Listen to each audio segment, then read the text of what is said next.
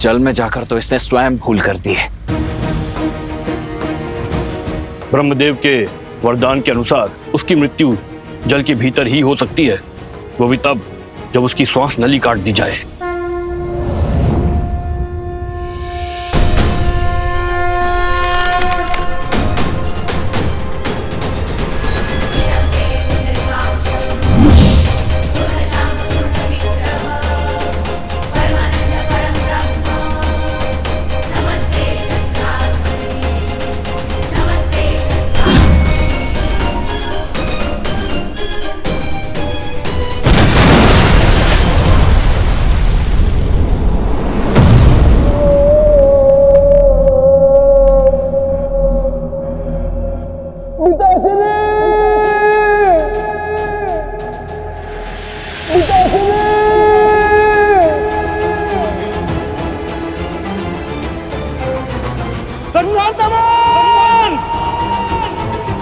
भास्कर, जो भूल रावण ने की थी वो तुम मत करो। अपने पुत्र की मृत्यु से शिक्षा लो, अपना प्रतिशोध भूलो और लौट जाओ।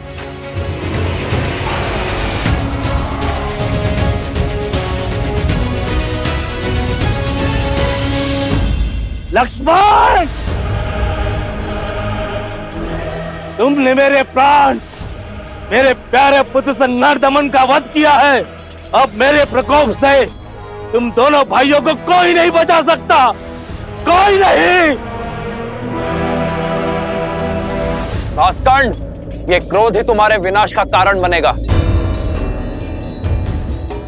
क्योंकि सत्य और धर्म की लौ के आगे तुम्हारा ये झूठा दम अवश्य तोड़ेगा। आज तुम्हारे अत्याचार और आतंक का अंत होकर रहेगा भास्कर।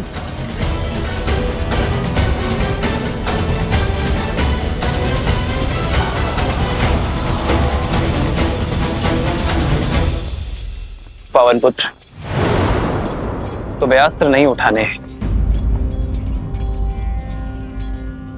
किंतु इसके मर्दन के लिए तुम्हारी ही आवश्यकता होगी।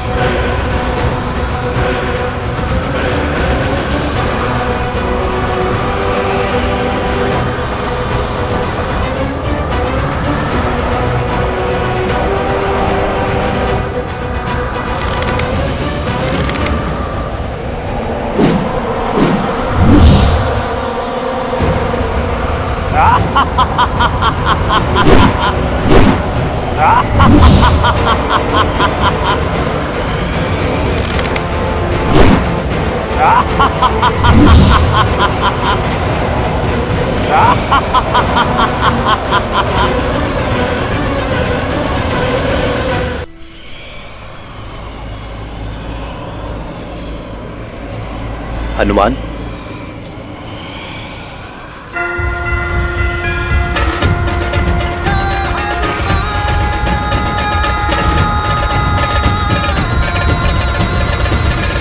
पिताश्री वायुदेव प्रकट हो।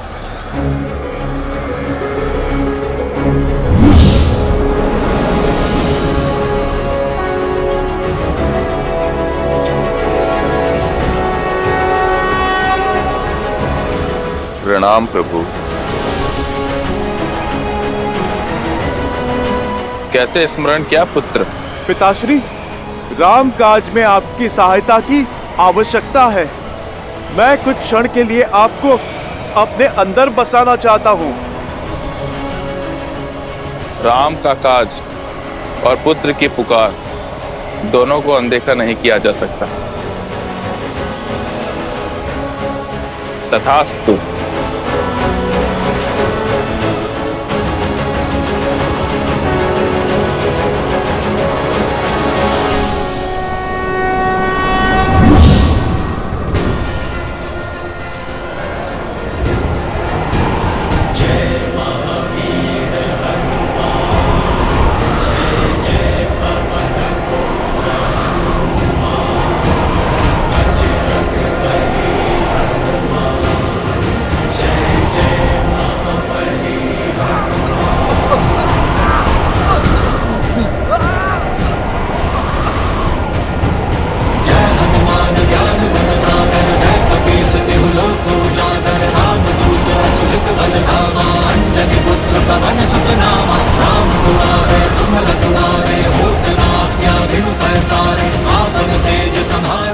भैया, यदि हमने और देरी दिखाई तो कदाचित हम सभी का अंत हो जाएगा। इससे पूर्व की कुछ अनर्थ आपको इसका संहार करना ही होगा। लक्ष्मण, वायु अब भास्करण्य के संपर्क में नहीं है, किंतु वो धरा पर अब भी खड़ा है। जब तक वो युद्ध भूमि पर होगा उसका अंत असंभव है लक्ष्मण।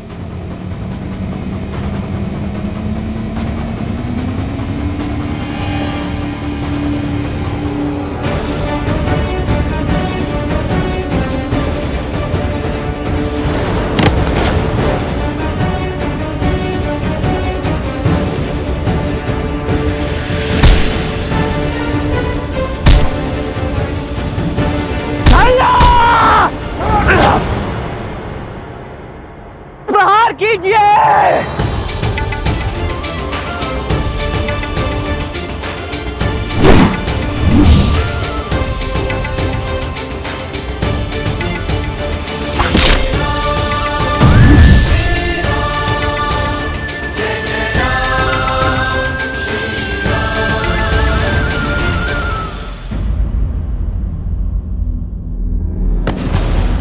लक्ष्मण,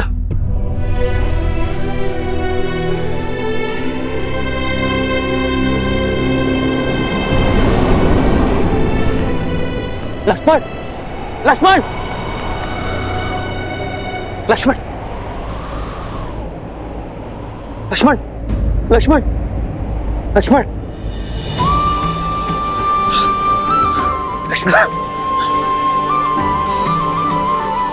आज तुमने फिर मेरे प्राण बचा लिए। लक्ष्मण,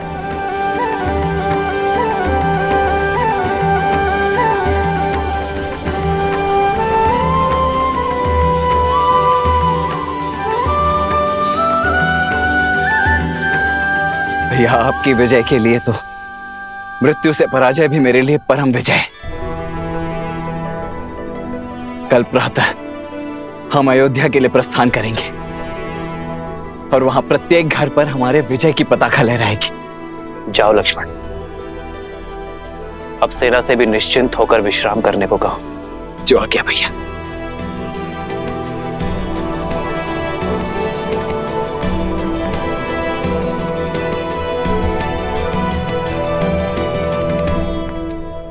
युद्ध अभी समाप्त नहीं हुआ है लक्ष्मण।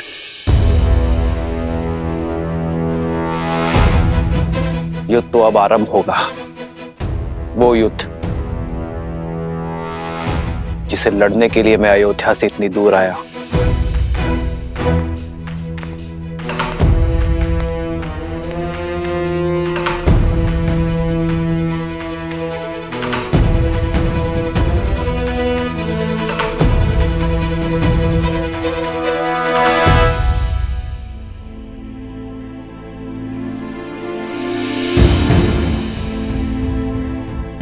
लोग आजकल कानाफूसी कर रहे हैं, राजा राम और माता सीता के विषय में। हाँ, मेरे पति ने भी मुझे राजमहल की सेवा छोड़ने के लिए निर्देश दे दिया है। वैसे भी श्री राम के प्रेम के आगे उनको कुछ गलत नहीं लगता। वो तो कुछ भी नीति बना सकते हैं। उनको कौन है कहने वाला? इनके बारे में कोई इतना ओछा कैसे बोल सकता है?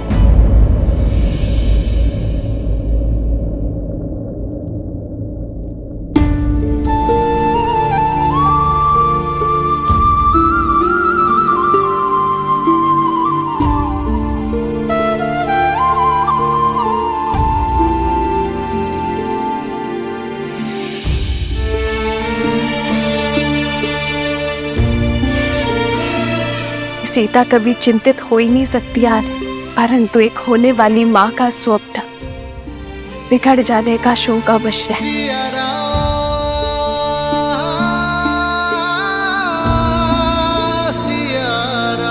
तुम्हारी व्याकुलता का आभास है मुझे सीते, किंतु मुझे एक राजा के कर्तव्य के साथ साथ अपनी होने वाली संतान को असुरी शक्ति से भी बचाना होगा, और ये कार्य मुझे अकेले ही करना होगा। अपनी प्रजा के हित के लिए, राम को मृत्यु भी स्वीकार है।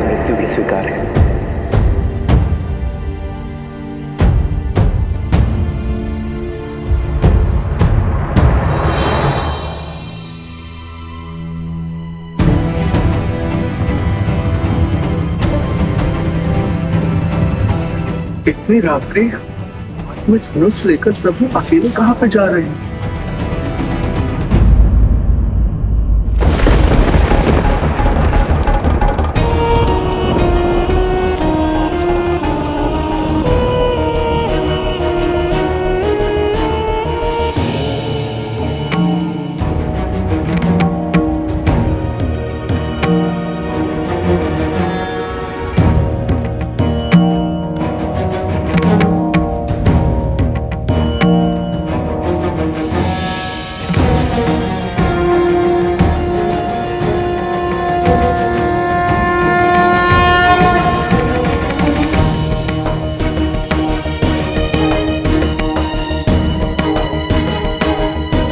आप अवध की महारानी हैं देवी सीता।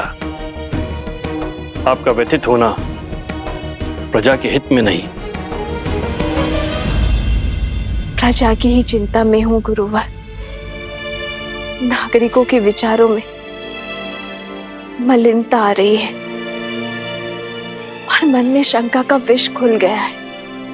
ये नगर में कौन सी असुरी शक्ति पग पसार रही है गुरुवर?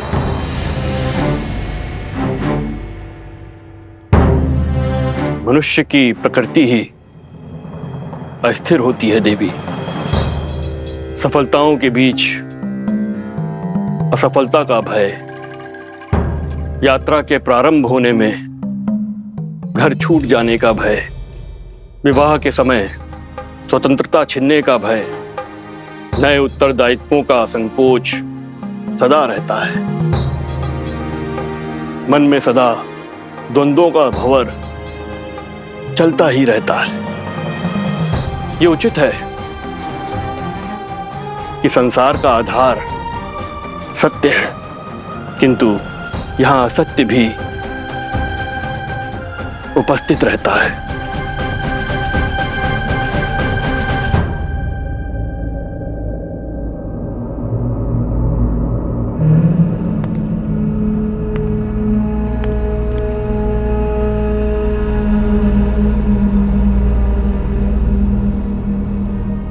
मैं ललकारता हूं सहस्त्र मुख रावण, सामने आओ। असत्य का गुण है कि वो सत्य से दूर नहीं रह सकता। मैं जानता था तुम मेरे पीछे अवश्य आओगे। अब बात और वार छुप कर नहीं, सम्मुख होकर होंगे। हार जाओगे राम, मुझे जितना काटोगे उतना ही मैं बढ़ूंगा। हार जाओगे, पराजय स्वीकारो। छिपने का कोई लाभ नहीं सहस्त्रमुख रावण। राम, मुझे जितना काटोगे उतना ही मैं बढ़ूंगा। हार जाओगे, पराजय स्वीकारो।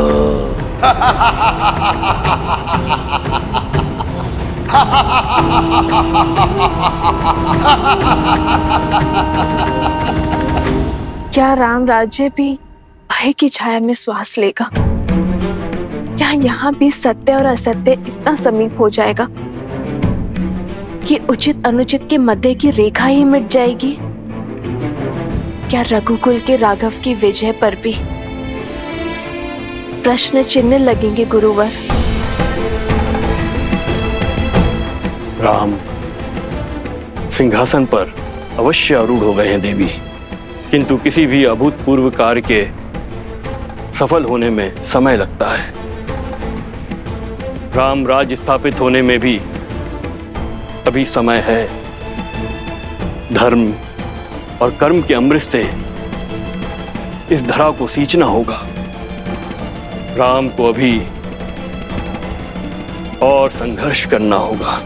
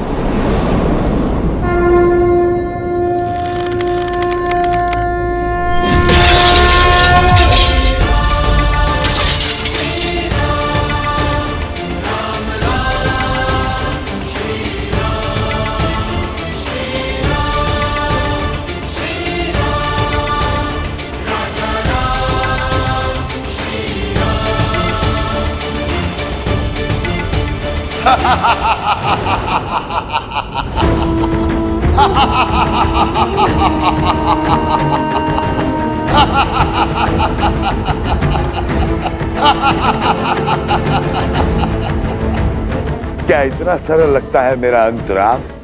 कोई अस्त्र, कोई शस्त्र मेरी मृत्यु का मार्ग प्रशस्त नहीं कर सकता है, क्योंकि मैं शरीर नहीं, सोच हूं राम, सोच। सोच को कौन सा अस्त्र मार सकता है?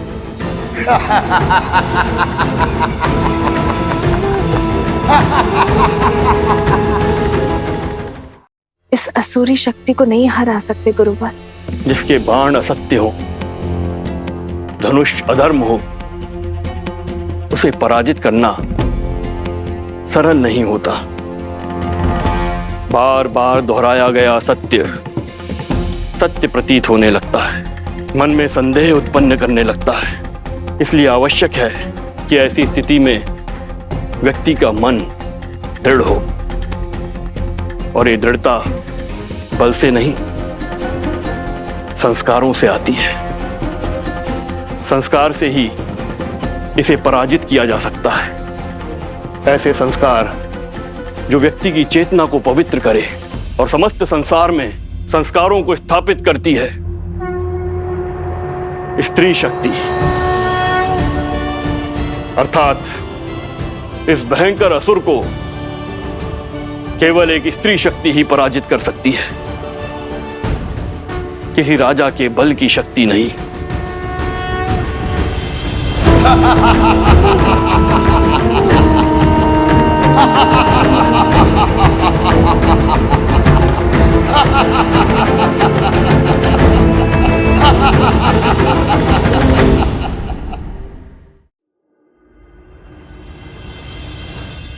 सहस्त्रमुख,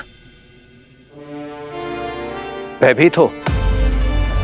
क्या तुम ये देखने आए हो कि कहीं मैं तुम्हारे मामा भास्कर्ण का वध कर तुम्हें निर्बल ना कर दूं?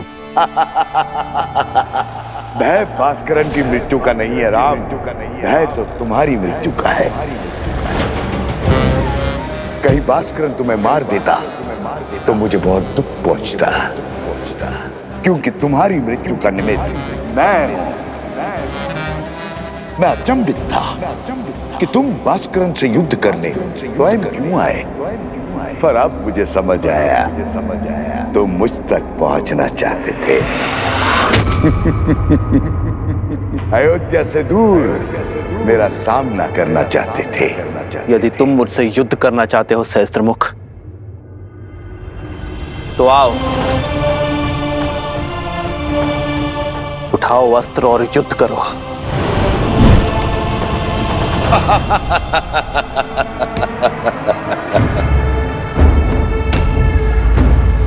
मेरे शस्त्र सदा मेरे साथ रहते हैं राम। मेरा मुख मेरा धनुष है जो सहस्त्र दिशाओं में है। शब्द मेरे बाण हैं जो व्यक्ति के मन को चीर देते हैं। असत्य मेरी खड़क है जो सत्य के प्रति प्रमाण को काट देती है। संदेह मेरा चक्र है जो विवेक को व्यूह में फंसा देता है। अविश्वास मेरा भाला जो धर्म की छाती चीर दे। बोलो राम, है इतने शस्त्रों से सामना करने की क्षमता? है मुझे मार्ग से हटाने की शक्ति? है मेरा वध करने का सामर्थ्य?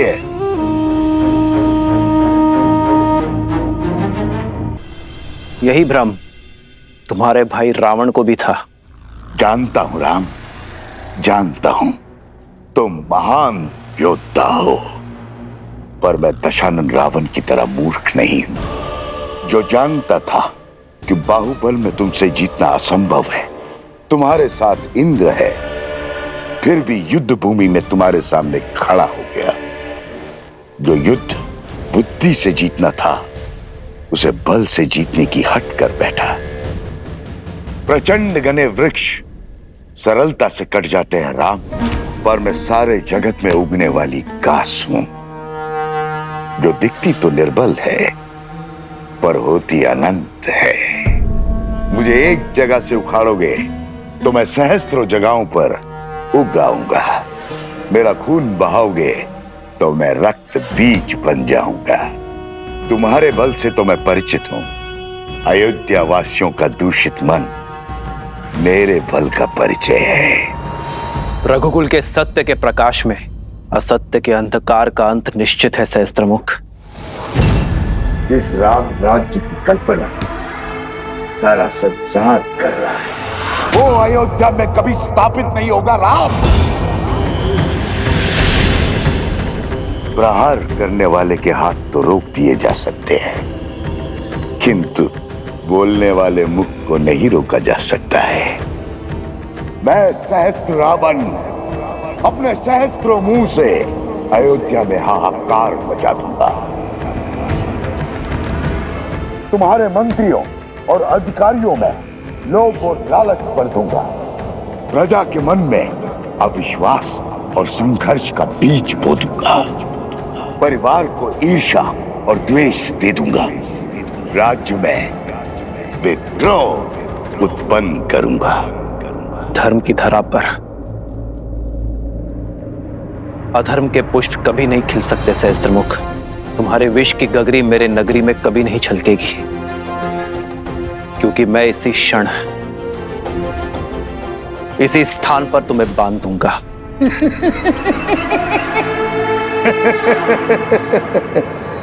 देर कर दी राम, बाण धनुष से छूट चुका है। प्रजा छोड़ो, तुम तो अपनी पत्नी सीता की भी रक्षा नहीं कर पाओगे। लोक अपवाद से, निंदा से, कुमंत्रणा से अपनी आने वाली पीढ़ी तक की रक्षा नहीं कर पाओगे। अपमान से जब असत्य परिवार में प्रवेश करता है तो प्रेम और सम्मान सबसे पहले खिड़की से भाग जाते। सच कहूं राम, मैं तुम्हें मारूंगा नहीं, मैं तो तुम्हें जीवित रखकर तुम्हारी मृत्यु का आनंद लूंगा। तुम्हारी मर्यादा के वध का साक्षी बनूंगा। जब पूरा विश्व एक सुर एक राग में बोलेगा कि राम की सीता दूषित है, अपवित्र है, चरित्रहीन है।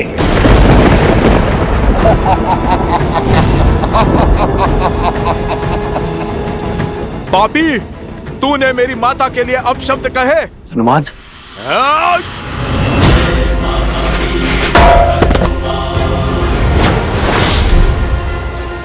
बहुत हुआ तेरा छल, अब तू देखेगा सीता माता के पुत्र का बल।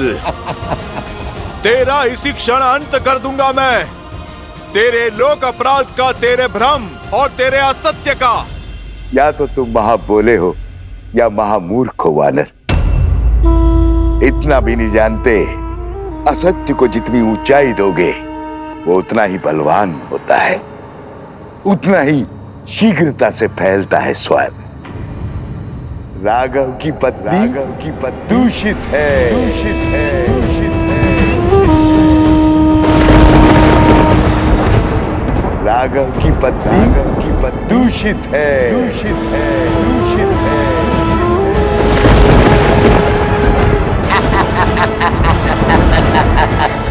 राघव की पत्नी दूषित है।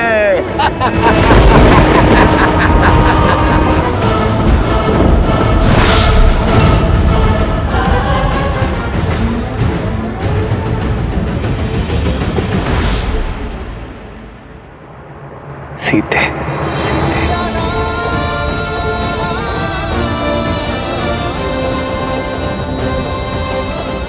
अधर्म ने चाहे जितने भी सशक्त कवच पहने हो, मेरे श्री राम उसके अंत का कोई ना कोई हल अवश्य निकाल लेंगे।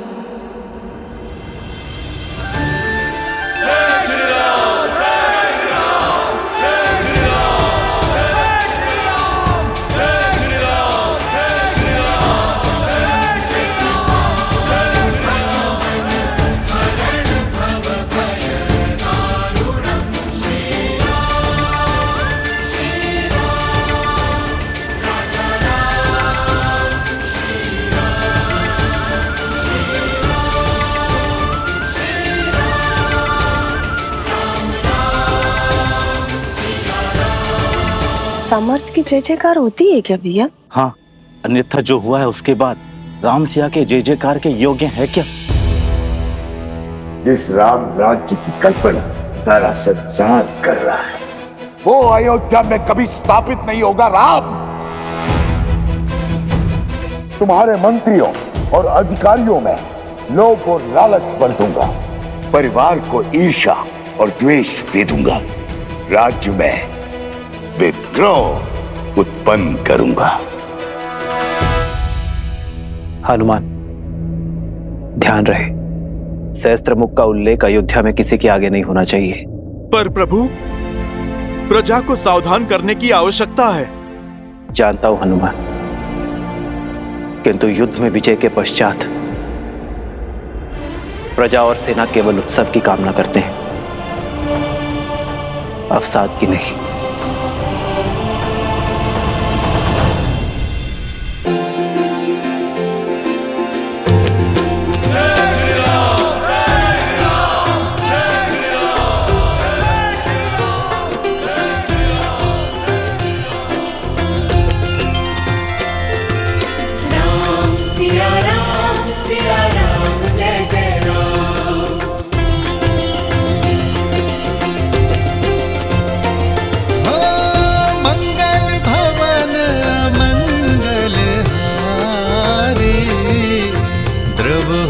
दशरथ अजर बिहारी। सीताराम चरित अति पावन, मधुर सरस अरु अति मन भावन।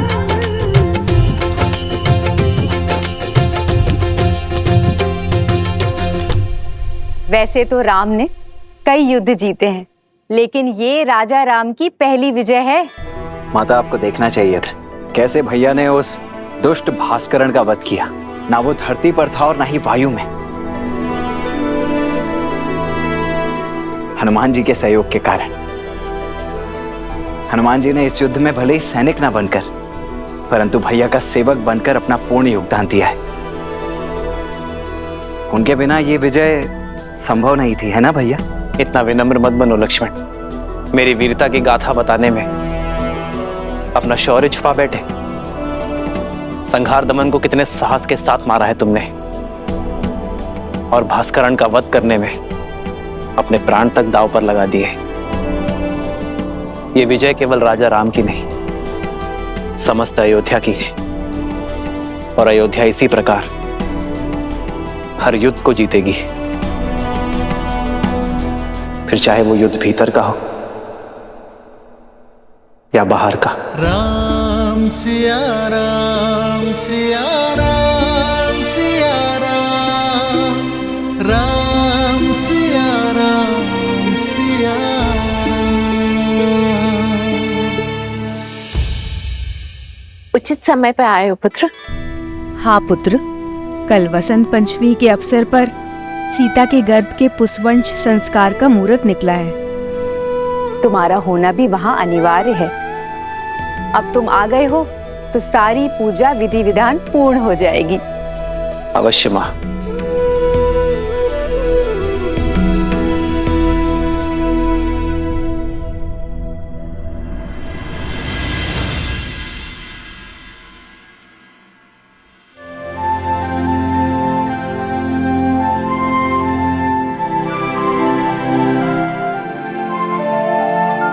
चौंकिए मत, आपके ही हैं।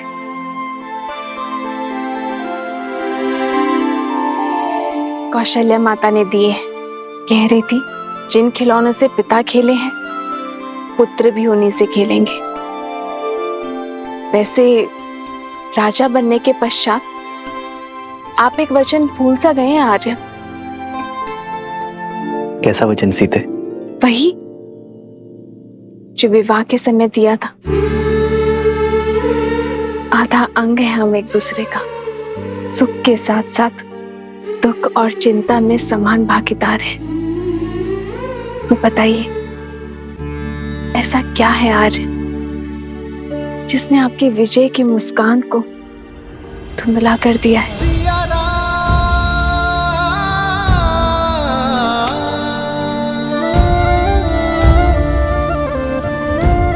कैसे बताऊं सीते? समय और नियति बहुत बड़ी परीक्षा लेने वाले हैं। आने वाला कल बहुत बड़ी कसौटी है। तो अच्छा है ना आर्य, कसौटी तो स्वर्ण को ही परखती है। आप उस असुरी माया को लेकर चिंतित है ना आर्य? गुरु वशिष्ठ ने बताया मुझे कि किसी असुरी माया की छाया है हमारे राज्य पर, जो प्रजा की सोच और विचारों को दूषित कर रहा है। राम की सीता दूषित है, अपवित्र है, चरित्रहीन है। सोच की शक्ति समझती हूं मैं आर्य। एक बुरा विचार सभी अच्छे विचारों को दुर्बल कर सकता है। यही सत्य आपको व्याकुल कर रहा है ना? गुरुवर ने यह भी बताया कि इस सोच को शास्त्र से नहीं, संस्कार से हराया जा सकता है।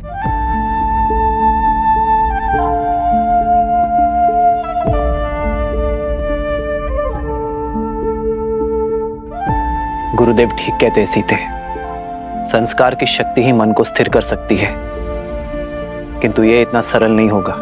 जैसे पके हुए घड़े पर माटी नहीं चढ़ाई जा सकती, वैसे ही एक व्यक्ति के युवा हो जाने पर उसके संस्कार नहीं बदले जा सकते। संस्कार बालकों को दिए जाते हैं सीते, युवाओं को तो शिक्षित किया जाता है। और अब मैं भी वही करूंगा, अपने राज्य को, अपनी प्रजा को शिक्षित करूंगा, क्योंकि विद्या ही अब एकमात्र मार्ग है।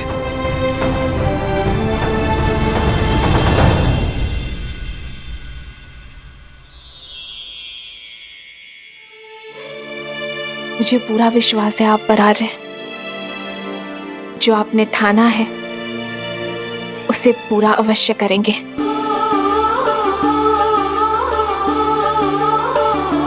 तुम्हारे साथ के बिना यह सब संभव नहीं है सीते। तुम्हारा मुझ पर अटूट विश्वास ही मेरी शक्ति है। जन्म जन्म का है ये संगम, राम रतन सीता वैभव धन। अर्धांगिनी हूं आपकी, सदा आपके पास। हम दोनों मिलकर सब संभाल लेंगे आर्य। हम दो नहीं सीते, हम तीन। हमारे प्रेम और संस्कार का संगम है ना हमारे साथ। राम सिया राम सिया राम सिया राम, राम सिया राम सिया राम।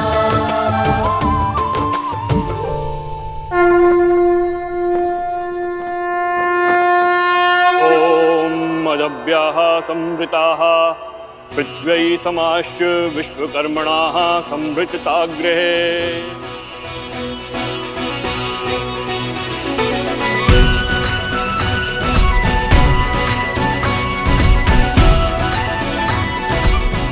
पुत्री, ये किलोई भस्म है। इसे अपने दाहिने हाथों से अपने नाक के ऊपर लगाओ और श्वास के साथ भीतर लो। किलो की ये गंध तुम्हें और तुम्हारी संतान को स्वस्थ रखेगा। मंगल भवन अमंगल हारी, द्रवहु सुदशरथ अजर बिहारी।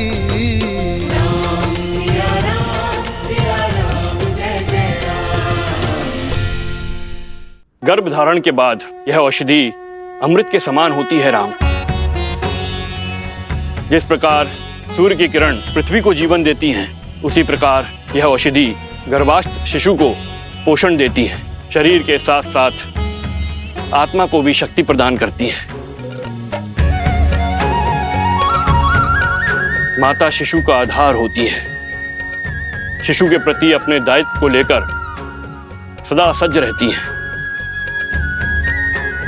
किंतु शिशु और समाज के कल्याण के लिए माता पिता के साथ साथ परिवार के जनों को भी यह आश्वासन देना होगा कि वो गर्भ में पल रहे शिशु को सभी समाज की कुरीतियों से बचाएंगे और उसके विकास के लिए सदैव सहायक रहेंगे।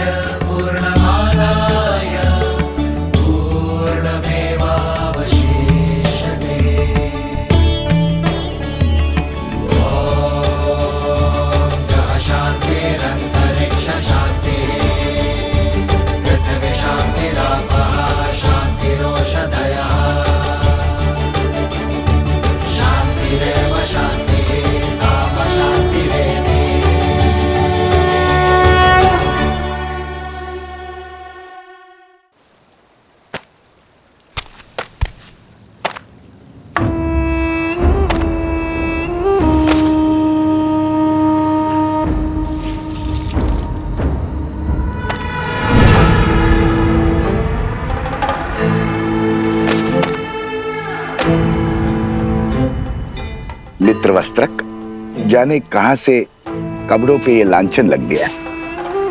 ये स्वच्छ हो जाएगा। ये तो शिव मंदिर की पिछली वाली दीवार में लगी गाय का धब्बा है। मंदिर के ऊपर जामुन का पेड़ है, उसी का रस, दियों का तेल, दीपक का काजल, सभी का मिश्रण है ये धब्बा। छूटना थोड़ा कठिन है, पर चिंता ना करो, ये धब्बा छूट जाएगा। अद्भुत, झट से पहचान लिया। गहरा अनुभव लगता है। काली को पहचान कर उसे साफ करना, ये तो वस्त्रक का कर्म है। सारी नगरी के मलिन वस्त्र यहीं आते हैं। बड़े से बड़े धनवानों के वस्त्रों के दागों को देखकर पहचान जाता हूँ कि कौन कहां से लांछन लेकर आया है। इतना गहरा अनुभव उचित है, उचित है। फिर तो ये भी जान जाते होंगे कि लांछन व्यक्ति पे लगा है या वस्त्र पे। अब हमारी सीमा तो वस्त्रों तक ही सीमित है। हम वस्त्रों के लांछन को ही पहचानते हैं और बस, और उन्हीं को ही धोते हैं। उचित कहा मित्र। वस्त्र पे लगा लांछन तो धुल सकता है, किंतु व्यक्ति पे लगा लांछन कभी नहीं धुलता, और विशेषतर व्यक्ति यदि नारी। मैं चलती हूँ। अच्छा ठीक है, ध्यान से जाना। और हाँ, और नदी जो है ध्यान से पार करना। कुछ बाढ़ के संकेत हैं। अच्छा जी। आप इसे संध्या को ले लेना। वाह मित्र, सीधे जाने को कह दिया। अंधकार होने से पहले लौटने का निर्देश भी नहीं दिया। इसमें कहने वाली क्या बात है, सदा ही जाती है। धन्य हो रे राजा राम और उसकी प्रजा। समाज के लांछन जानते हो और समझते भी हो, फिर क्यों देखकर अनदेखा करते हो? भूल गए, नारी पे लगा लांछन कभी नहीं धुलता। तुम्हारा मन पवित्र है, पर समाज का क्या? जंगल में मोहर नाचेगा तो कहां देखने जाओगे? अब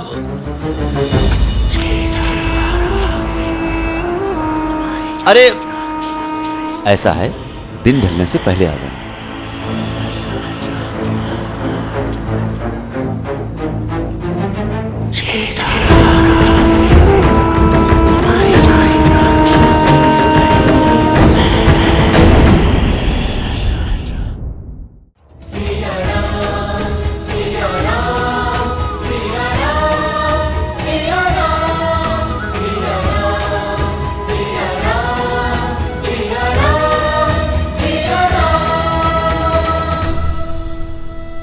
पूर्ण आहुति के लिए पायस प्रस्तुत हो।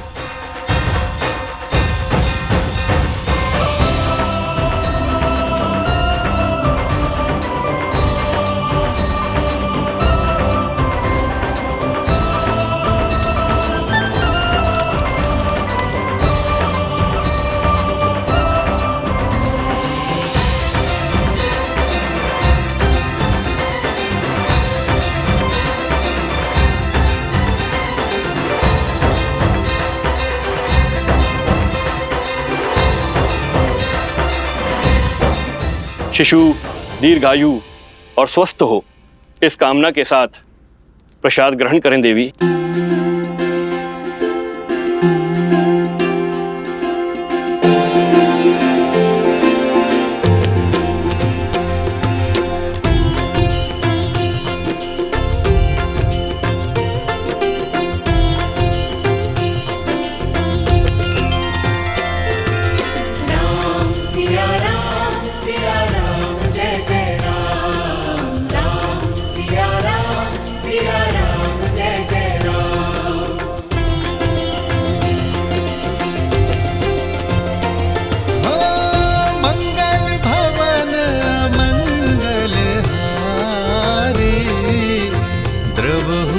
दशरथ अजर बिहारी।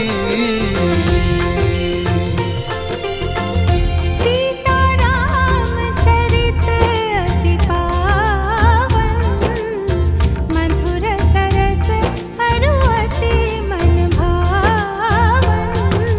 राम सिया राम जय जय राम, राम सिया राम। ईश्वर गर्भ में पल रहे इस जीवन को आशीष दें और परिवार पर अपनी कृपा सदा बनाए रखें।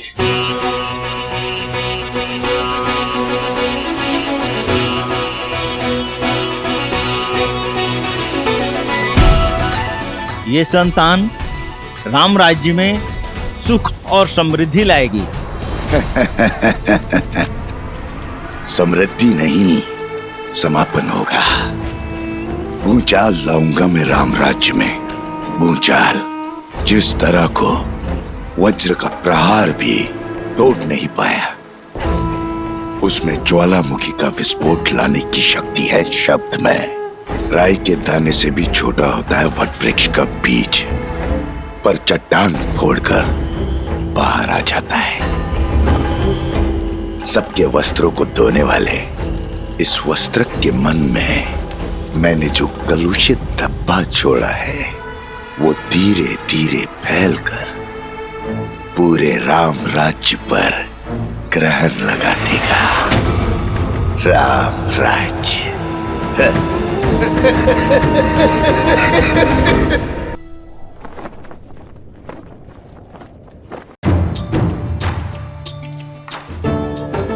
शीघ्र ले जाओ।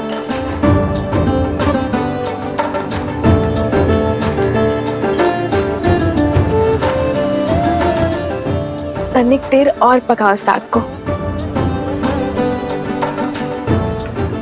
जी, मसाला को थोड़ा और पकाइए। किष्किंधा में तो क्या, संसार के किसी भी कोने में ऐसा भोजन नहीं खाया होगा इस वानर सेना ने, जो आज राजा राम की रसोई का और सीता के हाथों का बना महाभोज खा के तृप्त हो जाएंगे सारे। तनिक धीरे बोलिए माताश्री, कहीं हनुमान जी ने सुन लिया तो अपने नगर लौटने का विचार ही ना बदल दें।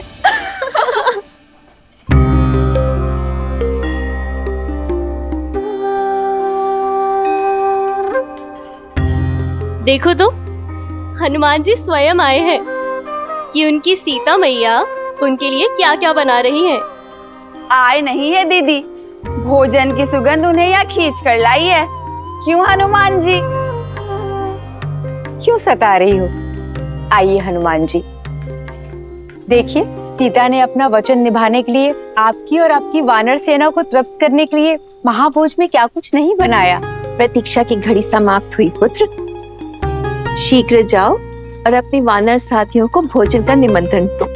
केवल वानर सेना ही नहीं, आज तो भाभी माँ के हाथ का भोजन हमारी प्रजा भी खाएगी। भैया ने नगरवासियों को भी इस प्रीति भोज के लिए आमंत्रित करने को कहा है।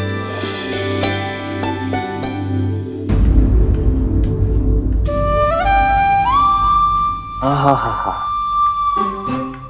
इतनी अद्भुत सुगंध, मेरी तो भूख इस सुगंध से ही तीव्र हो बैठी है।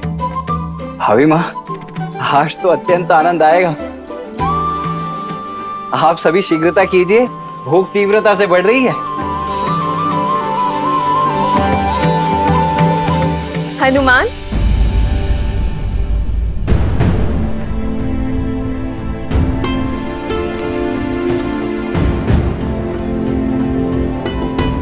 पुत्र, माता से मन की व्यथा छुपा रहे हो।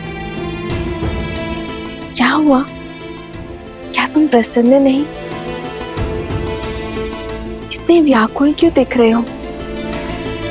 राम की सीता दूषित है, अपवित्र है, चरित्रहीन है।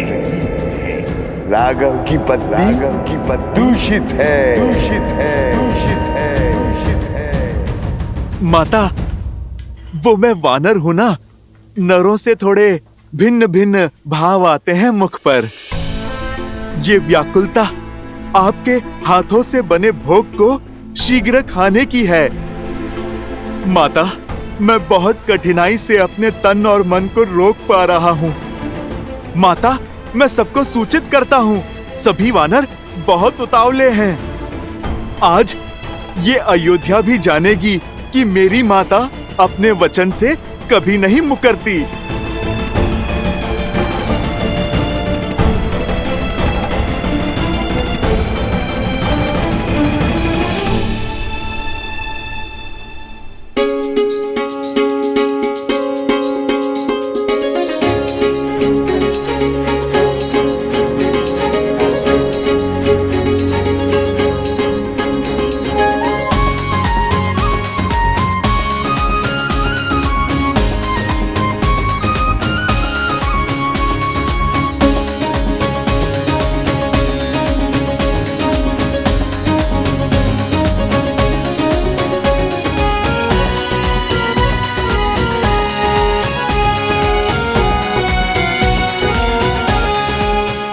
अद्भुत, आनंद आ गया प्रभु।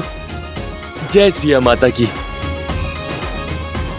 लगता है माता सीता ने नहीं, स्वयं माँ अन्नपूर्णा ने भोग बनाया है।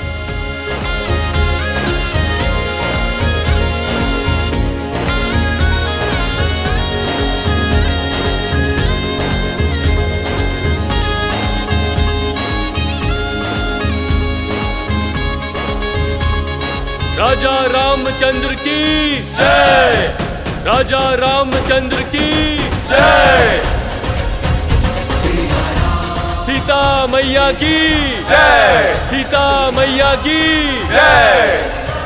सोचता हूँ महाराज से याचना कर यहीं रुक जाऊं। इतना स्वादिष्ट भोजन तो किष्किंधा में कहाँ मिलता है। सत्य वचन, पेट भर गया किंतु मन है कि बढ़ता ही नहीं। और खाओ, अभी भोजन समाप्त कहाँ हुआ है। देखो हनुमान जी अभी भी जीम रहे हैं। ब्रह्मानंद मगन कपि सबके प्रभु पद प्रीति, जात न जाने दिवस तिन्ह गए घटिका शत बीती।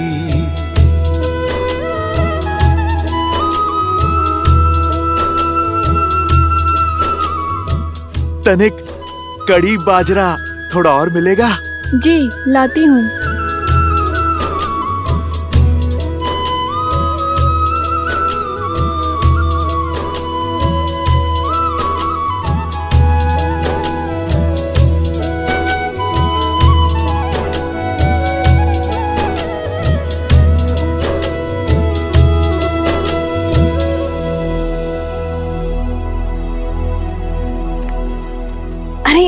खड़े क्यों? जाओ कड़ी बाजरा लेकर जाओ। महारानी, सारा भोजन समाप्त हो गया है। हम अभी बनाने जा रहे हैं, किंतु तनिक समय लगेगा। हम शीघ्र ही बनाते हैं।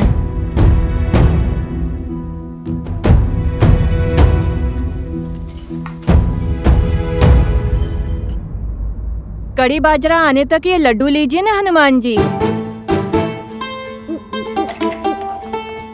लड्डू नहीं, वो जलेबी थी ना, वो बहुत स्वादिष्ट थी। और मिल सकती है? जी।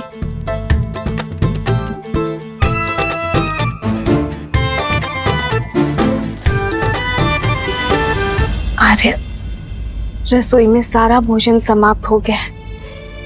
सारे पात्र खाली हैं। और भोजन बनाने में समय लगेगा। पर पुत्र हनुमान की भूख रुकती ही नहीं।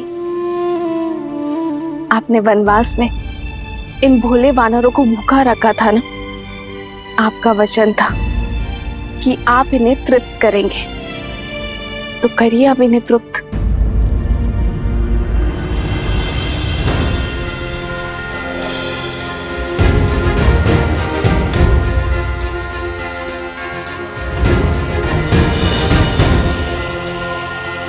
एक जलेबी?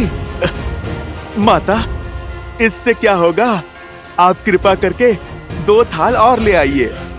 जी।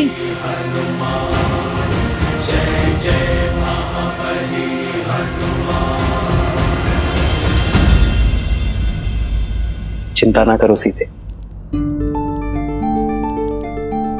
मेरे हनुमान को तृप्ति अवश्य मिलेगी। आओ सीते।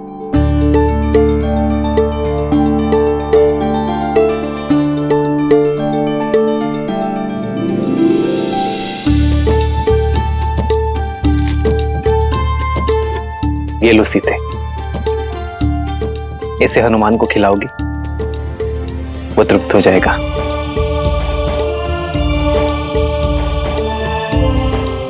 सच में? विश्वास करो।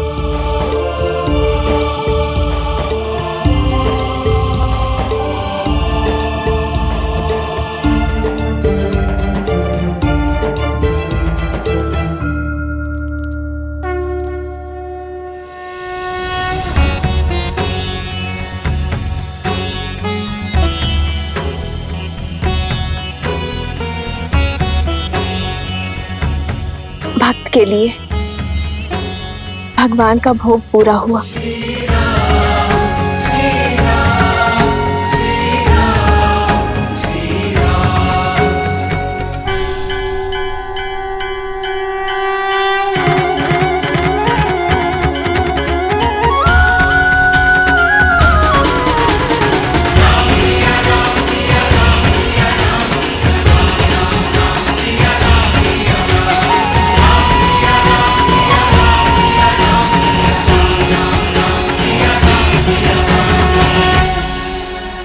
लो हनुमान, ये लड्डू खाओ।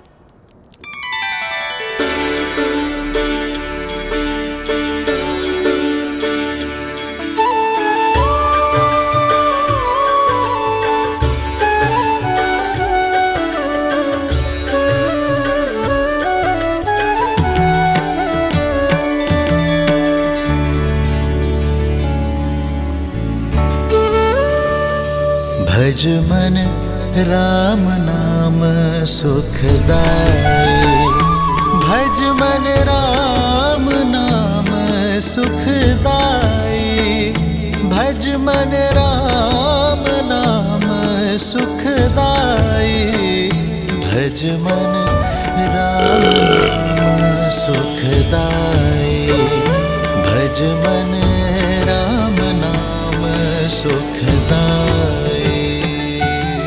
सच माता, आप तो साक्षात अन्नपूर्णा माँ हैं। भोजन तो बहुत स्वादिष्ट था, मेरा तो पेट ही भर गया माता। अरे ऐसे कैसे? बाद में फिर कहोगे कि माता ने पेट भर भोजन नहीं खिलाया। लो, एक दो लड्डू और खा लो। नहीं माता, तन और मन दोनों तृप्त हो गए।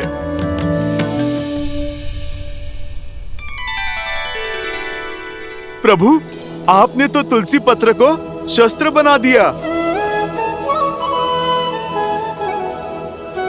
नहीं हनुमान, राम नाम मणि दीप धरु, जी दे हरि द्वार, तुलसी भी दरबार हूँ, जो चाहसी उजियार। ये क्या पिताश्री? जो भूख इतने व्यंजनों से तृप्त नहीं हुई, वो राम नाम लेकर तुलसी पत्र से कैसे तृप्त हुई? ऐसा इसलिए गणेश, क्योंकि हनुमान की भूख शारीरिक तो थी ही नहीं, उनका तो अंतर्मन अतृप्त था। और वैसे भी तुलसी को तो श्री नारायण का प्रसाद ही कहते हैं। और जब देवी सीता ने राम नाम लिखा तुलसी पत्र हनुमान को परोसा, तो हनुमान की भूख तृप्त हो गई। जानते हो क्यों? क्योंकि जब भगवान का प्रसाद भक्त को मिलता है, तो भक्त का तन और मन दोनों तृप्त हो जाते हैं। और तब राम नाम में रमे हनुमान के भीतर राम नाम सदा के लिए रम गया। जब भक्त अपने भगवान का नाम जपता है, तो वो नाम उसके अंतर मन में रच बस जाता है। ये होती है नाम जप की शक्ति। और वैसे भी भक्त चाहता क्या है? अपने प्रभु का आशीर्वाद, उनका स्नेह। और जब वो उन्हें प्राप्त हो जाता है, तो भर गया उनका पेट। अद्भुत! एक तुलसी पत्र और उस पर लिखा नाम कितना सामर्थ्य रखता है। गणेश, शक्ति तुलसी पत्र में नहीं, विश्वास और श्रद्धा में है। ये भोग का आकार नहीं देखता, केवल उसके पीछे छुपा प्रेम और भाव को देखता है। हनुमान जी को इतने व्यंजन खाते देख हमें भी भूख लगने लगी है। कुछ तो खाकर आता हूँ। माता ने तो मोदक भी बनाया है।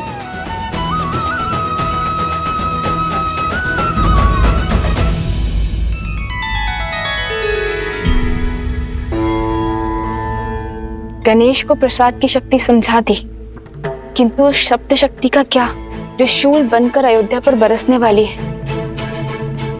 शब्द वो शस्त्र है देवी, जो या तो तार दे या मार दे।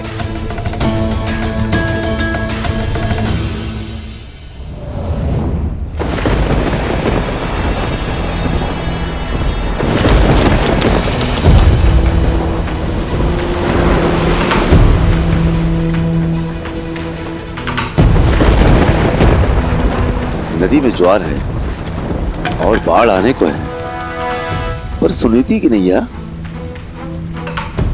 दूर दूर तक कहीं दिखाई नहीं दे रही। इतनी रात्रि हो गई, पता नहीं कहां रह गई।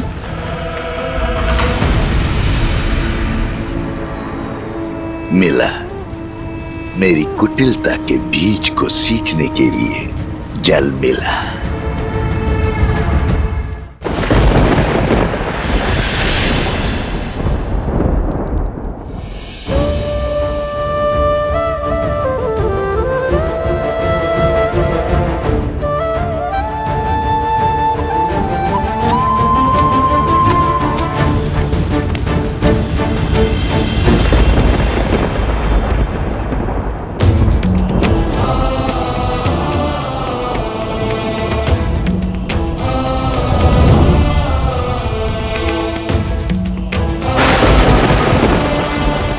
पिताश्री, आपके पुत्र के कंधों पर बहुत बड़ा उत्तरदायित्व है। हमारे पूर्वजों ने जिस महान राज्य की स्थापना की है, मैं उस पर कोई आँच नहीं आने दूंगा, चाहे उसके लिए मुझे कोई भी निर्णय क्यों ना लेना पड़े, कितना भी बड़ा बलिदान क्यों ना देना पड़े, मैं पीछे नहीं हटूंगा पिताश्री। पीछे तो श्री राम की धर्मपत्नी और आपकी पुत्र वधु भी नहीं हटेगी पिताश्री। मैं प्रजा के विश्वास को, राजा राम और राम राज्य पर से नहीं टिकने दूंगी। मैं रघुकुल के आदर्श को धूमिल नहीं होने दूंगी। मिट्टी में मिल जाएगा रघुकुल का हर आदर्श, टूट जाएगा रघुवंश के ऊपर से लोगों का विश्वास, और आरंभ तुमसे होगा वस्त्र। लोगों के मैले वस्त्र धोते हो ना, अपने मन में लगा हुआ मैल नहीं धो पाओगे। अपनी पत्नी पर बहुत विश्वास था ना तुम्हें, अब देखते हैं तुम्हारे विश्वास में अधिक बल है या उस संदेह में जो मैंने तुम्हारे मन में पिरोया है।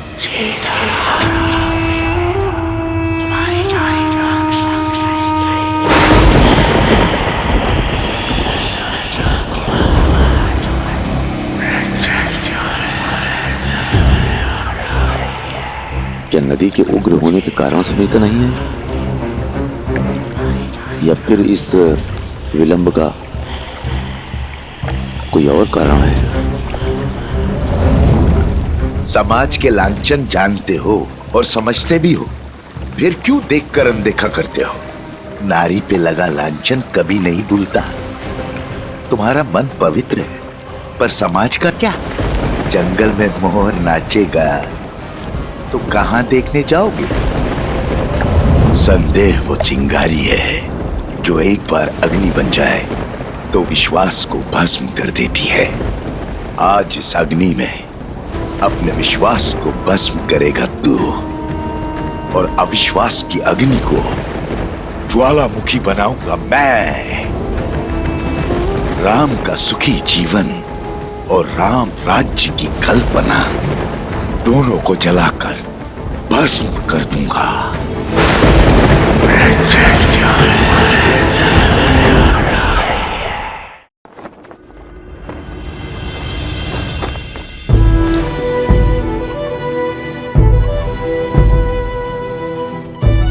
आज मेरे वानर वीर मुझसे भिन्न हो रहे हैं। जिस मर्यादा और धर्म की मैंने स्थापना की है, मेरे वानर वीरों का बलिदान, उनका परिश्रम और उनका समर्थन उसका आधार था। आप सभी खड़े होकर इनका नमन कीजिए। इनके बिना मैं अपने उद्देश्य में कभी सफल नहीं हो पाता। आपके साथ और समर्थन के लिए ये रामराज्य सदा आपका आभारी रहेगा।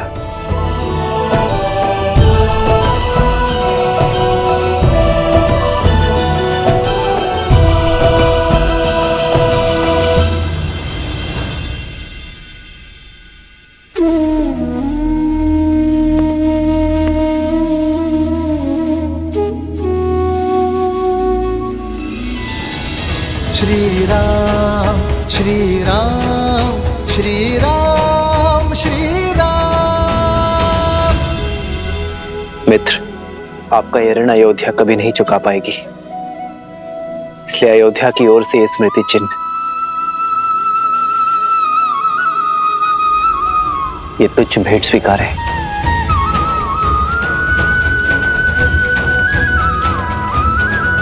आदर्श और मर्यादा की है ये कथा महापावनम, काट मद श्री से मिलाने श्रीमद् रामायणम श्रीमद् रामायणम।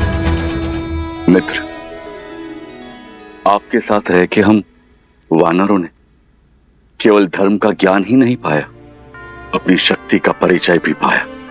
जाना कि संसार के हित के लिए संकट का सामना करना ही सच्ची वीरता है। मैं ये तो नहीं जानता कि वानरों ने आपकी सहायता की या आपने वानरों की, किंतु इस असहनीय वियोग की पीड़ा से पहले हमारा मार्गदर्शन कीजिए, हमें मार्ग दिखाइए, हम धर्म के मार्ग पर कैसे चलें।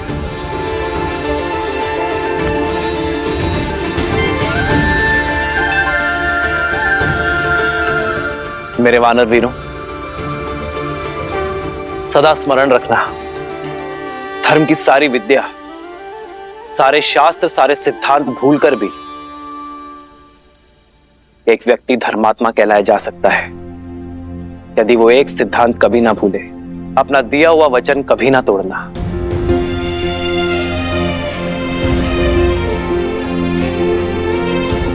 यही वो ज्ञान है जो जीवन को स्वर्ग और नर को नारायण बनाता है। विचार करो, एक मनुष्य बीहड़ में, तपते रेगिस्तान में प्यासा भटक रहा है, और यदि कोई उससे आकर कहे कि उत्तर नहीं पूर्व में जाना है, मैं वचन देता हूं वहां तुम्हें कुआं अवश्य मिलेगा, और यदि उस व्यक्ति का वचन मिथ्या निकल जाए तो उस प्यासे का जीवन संकट में आ सकता है। तुम्हारा ये वचन किसी के जीवन जीने की योजना का आधार हो सकता है, किसी को कुछ पाने का विचार दे सकता है, किसी को जीवन जीने का आधार देना और वो आधार कभी ना छीनना, यही तो वास्तविक धर्म है। यदि किसी व्यक्ति का जीवन वचन टूट जाने के कारण संकट में आता है तो पाप वचन देने वाले को ही लगता है। ये बात हर राजा, हर नेता, हर नायक को स्मरण रखनी चाहिए। रघुकुल की भी तो यही रीत है, प्राण जाए पर वचन मिथ्या ना हो पाए। रघुकुल रीत सदा चली आई, प्राण जाए पर वचन न जाए। हनुमान, चलो। कहाँ महाराज? मैं नहीं जा सकता। मुझे अभी अभी वचन की महानता सिखाई प्रभु श्री राम ने। मैं अपना वचन नहीं तोड़ सकता। कौन सा वचन हनुमान? किसने दिया तुम्हें? प्रभु श्री राम का सेवक रहने का वचन, जो महाराज मैंने दिया स्वयं अपने आप को। मैंने अपने प्रभु की परछाई बनकर रहने की सौगंध खाई थी। यदि महाराज आज मैं इस अयोध्या से चला गया तो मुझे भारी पाप लगेगा, वचन तोड़ने का पाप। तुम्हारा स्थान किष्किंधा में है हनुमान। नहीं जामवंत जी, मेरा स्थान किष्किंधा में तब तक था जब तक मेरे प्रभु श्री राम वहां पर थे। लंका में तब तक था जब तक प्रभु श्री राम ने वहां पर प्रवास किया। हनुमान, जब तक तुम चाहो तब तक यहाँ रह सकते हो। परंतु देवी, वहाँ किष्किंधा। वहां नहीं महाराज, यहाँ पर मेरा हृदय, मेरी माता सीता और मेरे प्रभु के चरणों में है।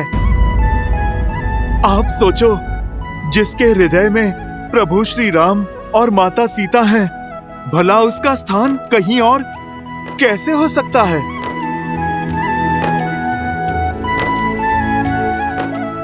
हनुमान, प्रभु श्री राम की भक्ति तो एक भाव है, वो कहीं से भी की जा सकती है। भक्ति के लिए स्थान नहीं, भावना चाहिए। महाराज सुग्रीव, वही भावना ने मुझे यहाँ इस स्थान पर रोक रखा है। मैं इससे अंतर नहीं कर सकता। अंतर तो मन में मापा जाता है हनुमान। यदि व्यक्ति के मन मिले हो तो वो कहीं भी रहे, अंतर नहीं होता। अगर व्यक्ति के मन में अंतर हो तो वो पास होते हुए भी दूर होता है। श्री राम तो रोम रोम में, इस भू के हर कण कण में है।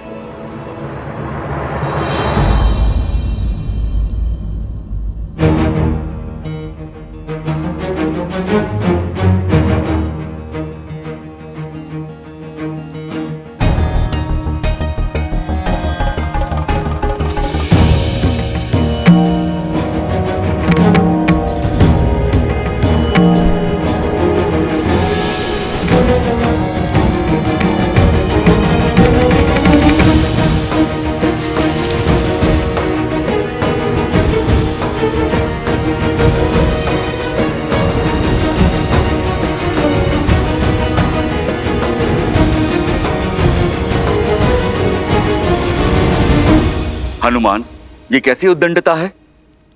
तो क्या इन मोतियों के हृदय में भी प्रभु श्री राम है? विद्यावान गुणी अति चातुर, राम काज करिबे को आतुर, प्रभु चरित्र सुनबे को रसिया, राम लखन सीता मन बसिया, लाल देह लाली। इसमें तो नहीं है प्रभु श्री राम। इसमें भी नहीं है प्रभु श्री राम।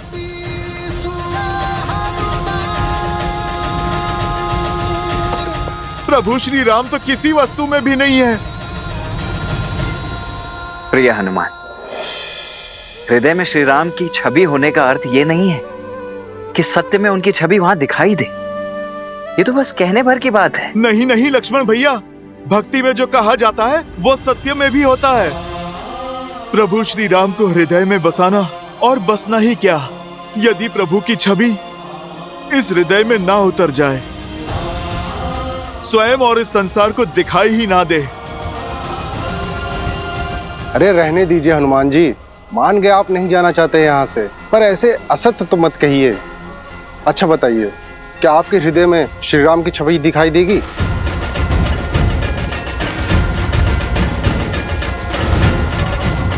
देगी, और यदि ना दिखाई दे तो हनुमान के लिए इस जीवन का, इस हृदय का कोई अर्थ नहीं।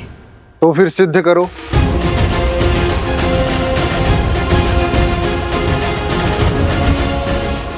मैं अभी इसी क्षण सिद्ध करूंगा कि प्रभु श्री राम के प्रति मेरी निष्ठा सच्ची है, कि मेरे इस हृदय में मेरे प्रभु की छवि बसती है।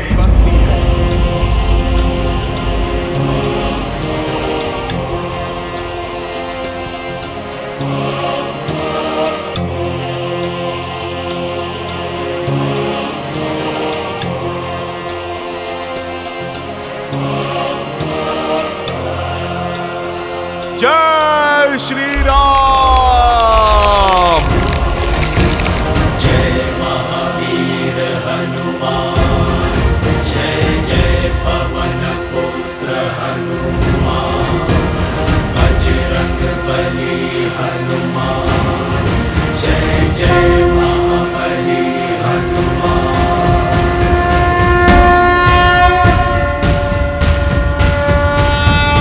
विद्यावान गुणी अति चातुर, राम काज करिबे को आतुर, प्रभु चरित्र सुनबे को रसिया, राम लखन सीता मन बसिया, लाल देह लाली लसै अरुधरि लाल लगूर, वज्र देह दानव दलत, जय जय जय कपीसुर।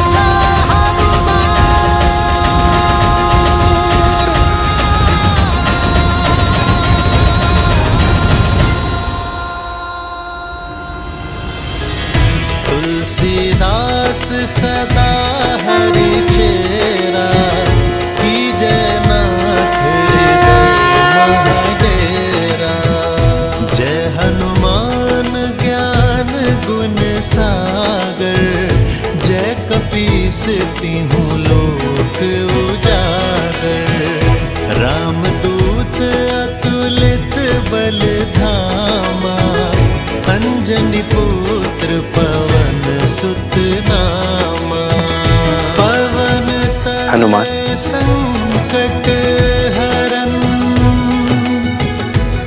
मंगल मूर्ति रूप,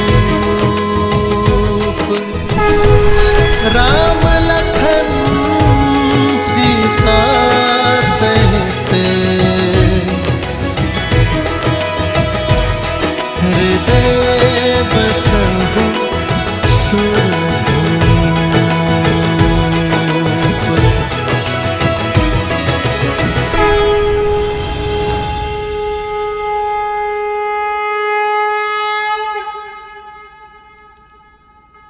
हनुमान ने उचित कहा मित्र। अब हनुमान किष्किंधा की नहीं, राम के हैं, मेरे हैं, और आजीवन अयोध्या में ही रहेंगे।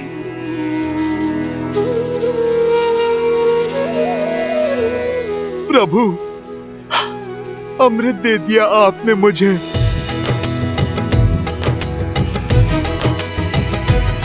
श्री गुरु चरण सरोज रज, निज मनु मुकुरु सुधारी।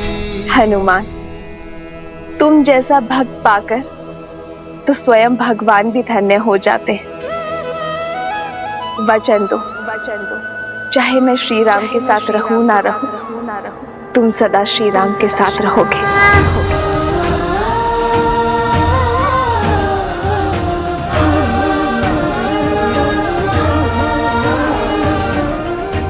माता, आप ये वचन नहीं मांग रही, आप तो मुझे वरदान दे रही हैं।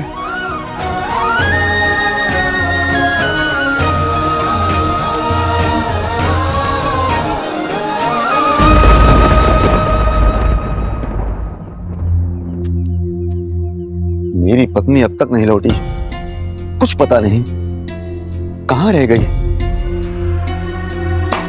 क्यों चिंता करते हो मित्र वस्त्रक? रात बाढ़ आई थी, भारी वर्षा हुई थी। अरे फंस गई हो किसी कार्य में, या हो सकता है अपनी सखी के घर रुक गई हो। बात तो ठीक है बंधु, हो सकता है बाढ़ ने रोक दिया हो, क्योंकि होने को तो कुछ भी हो सकता है। अरे भाई, ऐसे मत देखो मुझे, मैं तो शास्त्रों की युक्ति बता रहा हूं। शास्त्रों में लिखा है कि मनुष्य स्वभाव से ही समाज के बनाए नियमों के विरुद्ध जाता है।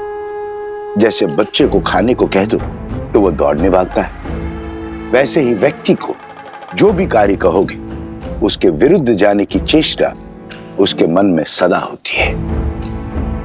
क्योंकि मनुष्य बना तो माटी से ही, अब जहां स्वर्ण होता है वहां मलिनता भी होती है। इसलिए स्त्री हो या पुरुष, राजा हो या रंक, अवसर मिलते ही पाप की ओर दौड़ पड़ता है। अपने परिवार में पाप की संभावना को सबसे पहले पहचानना चाहिए। क्यों किसी भले व्यक्ति पे लांछन लगाते हो? अरे भैया, मैं तो स्वयं के वस्त्रों पर लांछन दुलवाने आया। अब तुम्हें क्या बताऊं, आंखें बंद कर लेने से दिन में भी अंधकार हो जाता है। जब तक सामने है सब भले हैं। जैसे ही आंखों से ओझल हो गए, अब जंगल में मोर कहाँ नाचा, किसके साथ नाचा, कहाँ देखने जाओगे?